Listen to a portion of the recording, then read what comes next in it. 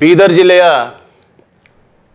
ಸಚಿನ್ ಪಾಂಚಾಳ್ ಎಂಬ ಗುತ್ತಿಗೆದಾರರ ಒಂದು ಸಂಶಯಾಸ್ಪದ ಆತ್ಮಹತ್ಯೆಯ ಒಂದು ಸಾವಿನ ಬಗ್ಗೆ ಇಡೀ ರಾಜ್ಯಾದ್ಯಂತ ಒಂದು ಕುತೂಹಲವನ್ನು ಕೇಳಿದೆ. ಈ ಕುತೂಹಲದ ಹಿಂದೆ, ಆತನ ಸಾವಿನ ಹಿಂದೆ ಯಾರ್ದೋ ಕಾಣದ ಕೈವಾಡಗಳಿವೆ. ಆದರೆ ಸಚಿನ್ ಪಾಂಚಾಳ್ ಅವರ ಡೆತ್ ನೋಟ್ನಲ್ಲಿ ಪ್ರಿಯಾಂಕ್ ಖರ್ಗೆ ಅವರ ಹೆಸರನ್ನು ತಳುಕು ಹಾಕಿಕೊಂಡಿದ್ದಾರೆ. ಆದರೆ ಪ್ರಿಯಾಂಕ್ ಖರ್ಗೆ ಅವರ ಆಪ್ತರು ಎಂಬ ಒಂದು ಹೇಳಿಕೆಯನ್ನು ಬರೆದಿದ್ದಾರೆ ಡೆತ್ ನೋಟ್ನಲ್ಲಿ. ಆದರೆ ಆತನ ಆತ್ಮಹತ್ಯೆಗೆ ಪ್ರಿಯಾಂಕ್ ಖರ್ಗೆ ಅವರು ಕಾರಣರಲ್ಲ ಎಂಬ ಅಂಶವನ್ನು ತಮ್ಮ ಗಮನಕ್ಕೆ ತರಬಯಸ್ತಾ ಇದ್ದೀನಿ ಬಂಧುಗಳೇ. ಅದರಲ್ಲಿ ವಿಶೇಷವಾಗಿ BJPಯವರು ಏನು ಆರೋಪ ಮಾಡ್ತಾ ಇದ್ದಾರೆ, ಇದು ಆರೋಪರಹಿತವಾದಂಥ ಆರೋಪಗಳು. ಈ ರಾಷ್ಟ್ರೀಯ ಕಾಂಗ್ರೆಸ್ನ ರಾಷ್ಟ್ರೀಯ ಅಧ್ಯಕ್ಷ ಮಲ್ಲಿಕಾರ್ಜುನ್ ಖರ್ಗೆ ಅವರ ಸುಪುತ್ರರು, ಅನುಭವಿಗಳಾದಂಥ ಪ್ರಿಯಾಂಕ್ ಖರ್ಗೆ ಅವರು ಇಂಥ ಹೀನ ಕೃತ್ಯಕ್ಕೆ ಇಳಿಯಲಾರರು. ಯಾರೋ ಮಾಡಿದ ತಪ್ಪಿಗೆ ಪ್ರಿಯಾಂಕ್ ಖರ್ಗೆ ಅವರನ್ನು ಹೊಣೆಗಾರರನ್ನು ಮಾಡ್ತಾ ಇದ್ದಾರೆ. ಇದು ಖಂಡನೀಯವಾದಂಥ ವಿಷಯ. ಸ್ವತಃ ಪ್ರಿಯಾಂಕ್ ಖರ್ಗೆ ಅವರೇ ಸರ್ಕಾರಕ್ಕೆ ಪತ್ರ ಬರೆದು ಈ ತನಿಖೆ ಬಗ್ಗೆ CID ತನಿಖೆ ಮಾಡಬೇಕು ಅಂತ ಅವರೇನೇ ಸ್ವತಃ ಒತ್ತಾಯಿಸಿದ್ದಾರೆ. ತಪ್ಪು ಮಾಡಿದವರು ಯಾಕೆ ಸರ್ಕಾರಕ್ಕೆ ಒತ್ತಾಯಿಸ್ತಾರೆ ಅನ್ನೋದು ಒಂದು ಪ್ರಶ್ನೆ.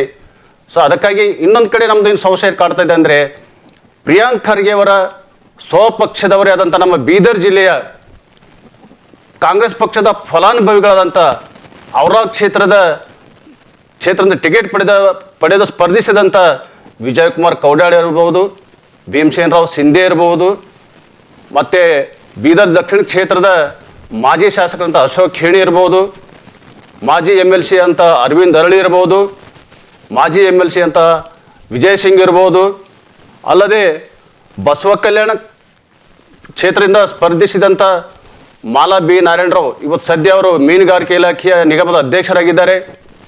ಅಲ್ಲದೆ ನಮ್ಮ ಹುಮ್ನಾಬಾದ್ನ MLC ಅವರಾದ ಡಾಕ್ಟರ್ ಚಂದ್ರಶೇಖರ್ ಪಾಟೀಲರವರು, ಭೀಮರಾವ್ ಪಾಟೀಲರವರು, ಅಲ್ಲದೆ ಕಾಂಗ್ರೆಸ್ ಪಕ್ಷದ ಹಿರಿಯ ನಾಯಕರು ಮತ್ತು ಮಾಜಿ ಮಂತ್ರಿಗಳಂತ ನಮ್ಮ ರಾಜಶೇಖರ್ B ಪಾಟೀಲರು, ಬೀದರ್ ಜಿಲ್ಲೆಯ ಹಿರಿಯಣ್ಣನಂತೆ ಇರುವ ಈಶ್ವರ್ ಖಂಡ್ರೆ ಅವರು ಇವತ್ತು ರಾಜ್ಯದ ಭಾವಿ ಮುಖ್ಯಮಂತ್ರಿ ಅಂತ ಅನ್ಸ್ಕೊಳ್ತಾ ಇದ್ದಾರೆ. ಕರ್ನಾಟಕ ರಾಜ್ಯದ ಕಾಂಗ್ರೆಸ್ ಪಕ್ಷದ ಅಧ್ಯಕ್ಷರಂತ ಹೇಳ್ಕೊತಾ ಇದ್ದಾರೆ ಇವರೆಲ್ಲರೂ. ಆಮೇಲೆ ರಹೀಮ್ ಖಾನ್ ಅವರು ಸಚಿವ ಸಂಪುಟದ ಪ್ರಿಯಾಂಕ್ ಖರ್ಗೆ ಸಹೋದ್ಯೋಗಿಗಳು ಸಹ, ಅವರು ಸಹಿತ ಖರ್ಗೆ ಅವ್ರ ಬಗ್ಗೆ ಇವರೆಲ್ಲರೂ ಕೂಡ ಇವತ್ತು ಗ್ಯಾರಂಟಿ ಯೋಜನೆಯ ಜಿಲ್ಲಾಧ್ಯಕ್ಷದ ಅಮೃತ ಚಿಮ್ಕೋಡಿ ಇರ್ಬೋದು, ಆಮೇಲೆ ಜಿಲ್ಲಾ ಕಾಂಗ್ರೆಸ್ನ ಅಧ್ಯಕ್ಷರಂಥ ಬಸವರಾಜ್ ಜಾಬ್ ಇರ್ಬೋದು, ಎಲ್ಲ ಕಾಂಗ್ರೆಸ್ನ ಬೀದರ್ ಜಿಲ್ಲೆ ಕಾಂಗ್ರೆಸ್ನ ಘಟಾನುಘಟಿಗಳ ನಾಯಕರು ಇವತ್ತು ಪ್ರಿಯಾಂಕ್ ಖರ್ಗೆ ಅವರು ಬೆನ್ನಿಗೆ ನಿಲ್ಲದೇ ಇರೋದು ಅತ್ಯಂತ ಖಂಡನೀಯವಾದಂಥ ವಿಷಯವಾಗಿದೆ. ಯಾಕೆ ಇವರೆಲ್ಲ ನಾಯಕರು ಮೌನ ವಹಿಸಿದ್ದಾರೆ ಪ್ರಿಯಾಂಕ್ ಖರ್ಗೆ ಅವರ ಬಗ್ಗೆ? ಅವ್ರ ಬೆನ್ನಿಗೆ ನಿಲ್ಲಬೇಕಾಗಿತ್ತು. ಇವರೆಲ್ಲ ಘಟನೆಗಳ ನಾಯಕರು ಇವರು ದಲಿತರೆಂಬ ಕಾರಣಕ್ಕೆ ಅಂತ ನಮಗೆ ಸಂಶಯ ಮೂಡ್ತಾ ಇದೆ. ದಯವಿಟ್ಟು ನಮ್ಮದೊಂದು ಮನವಿ ಇದೆ, ಒಂದು ಅಪೀಲ್ ಇದೆ. ದಯವಿಟ್ಟು ಈ ತಮ್ಮ ಎಲ್ಲ ನಾಯಕರು, ನಾನು ಇಲ್ಲಿವರೆಗೆ ಹೆಸರು ತೆಗೆದುಕೊಂಡಿದ್ದೀನಿ, ಎಲ್ಲ ನಾಯಕರು ತಮ್ಮ ಮೌನವನ್ನು ಮುರಿದು ಪ್ರಿಯಾಂಕ್ ಖರ್ಗೆ ಅವರ ಬೆನ್ನಿಗೆ ನಿಲ್ಲಬೇಕು.